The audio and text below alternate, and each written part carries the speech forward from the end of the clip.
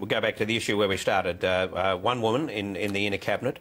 Tony Abbott would argue too if Sophie Mirabella had won.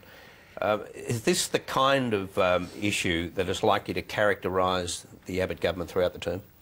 Oh, it was extraordinarily sort of passive language that we heard from Tony Abbott when he said, you know, that it was very disappointing that there wasn't, you know, there weren't more women in cabinet, and basically blaming, the voters of Indi for not, you know, having an affirmative action principle. One. Yeah, I think it is pretty extraordinary actually in 2013 because it just says that either there's there's some sort of institutional problem within coalition ranks that women aren't coming up. Yeah, even if you accept Amanda Vanstone's argument that the women simply weren't up to it, basically. She was saying, well, it's on merit and the men were better than the available women. What is it about the culture of the Liberal Party that they don't attract women who are capable? Well, Barry, I would argue that that politics is a very hard game and there are not very many women who actually run for pre-selection anywhere.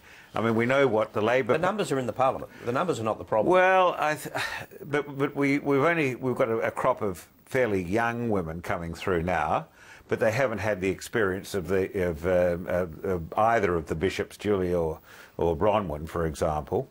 And when you look at where Labor has gone with the women that it's appointed, with its quota systems and so forth, its affirmative action programs, well, it's not a great record. You had Carmen Lawrence, failure. You had Joan Kerner, failure. You had Anna Bligh, failure. You had Julia Gillard, ditched by her own party. And you've got Lara Giddings, who's a pretty hopeless Premier of Tasmania at the moment. A lot of women have been given the opportunity, Piers, and you've just demonstrated that. Now let me go to something that Joe Hockey said on Q&A, March 2011.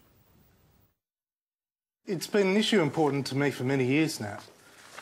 And from my perspective, corporate Australia's had so many warnings.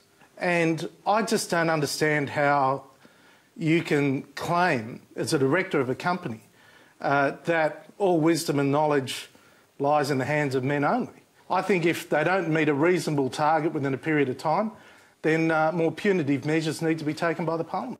Can you see that? Cabinet taking punitive measures against corporate Australia for not having enough women on their boards? No, can't see that at all. I mean, it's interesting, you know, Piers talks about quotas. The Liberal Party, the coalition government has quotas. They've got a quota for the National Party.